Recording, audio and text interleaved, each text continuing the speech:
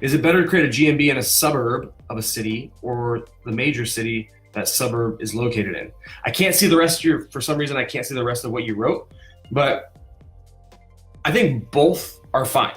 I don't think that there's like one, oh, you got to be in a suburb or you got to be in the main city. I would do the due diligence and I would follow the sheet that we give you inside the training, and I would go head to head, go in the suburb, see what's pulling up, and then go in the main city. If the main city is easy to dominate, then go for both, you know, or go for whichever one you so choose. But there's not one, so there's a lot of variables that go into all these different projects. And I think for many of us that have been around for any amount of time, we all understand what I'm talking about. But for if you're newer, you got to kind of get your nose into the fight, okay? And you got to go through the due diligence, and you got to look at the numbers that I'm teaching you to look at, and then you got to enter the market with just that data. So in one city, let's just take Cleveland, Ohio as an example.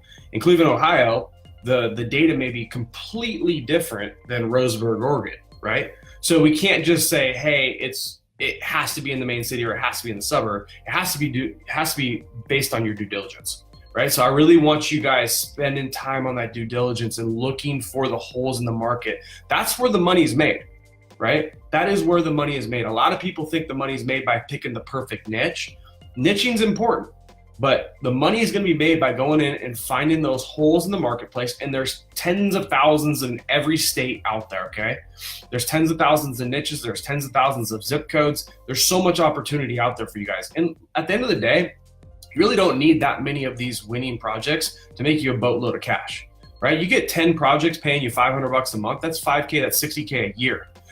Then you talk to a guy like me that's been doing this for 10 years and say, now fast forward that money out for 10 years on those projects, and how much money is that now on just 10 winners? It's a lot of dough, right? That pays off a home, right? And a lot of people are so short-sighted in this business, right? They get into this business and it's, I gotta make this much money, blah, blah, blah. And they forget, like, man, if I just focused a little bit and built these things out and stayed the process and did my due diligence, it took a little extra time to be cautious about jumping in, you know, instead of just blindly following people that are doing well in a different market and just jumping into that niche because you heard, oh, towing's killing it over in Mobile, Alabama.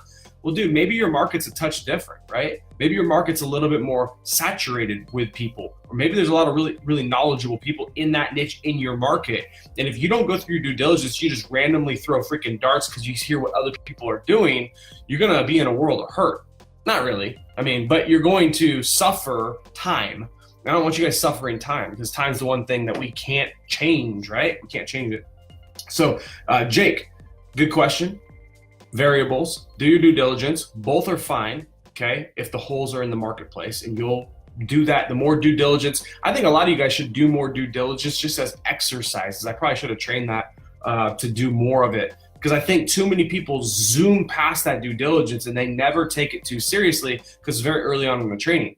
And even for the veterans, man, you go back through that due diligence and you fill out those worksheets and you look at a marketplace with some expertise after you've done this a few times, and you'll see why some of your projects are languishing while other ones shoot to the top really, really quickly, maybe with no backlinks, maybe with just some good authoritative content, some good on-page SEO, and bang, bang, bang, you got some leads flowing in, right?